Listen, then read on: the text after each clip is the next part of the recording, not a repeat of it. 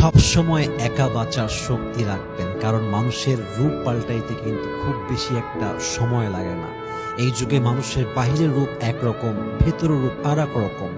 এই যুগে যে আপনাকে বলছে আমি তোমাকে আজীবন ছাড়বো না, আমি তোমার সঙ্গে আজীবন থাকবো, তার রূপ পাল্টাইতে বেশি একটা সময় লাগবে না।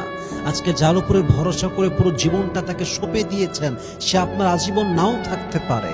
তখন যেন এরকম কোনো অবস্থা না হয়ে যায় যে আপনি একাকিত্বের মুহূর্তে সুইসাইড করে ফেলেছেন, ডিপ্রেশনের শিকার হয়ে গিয়েছেন।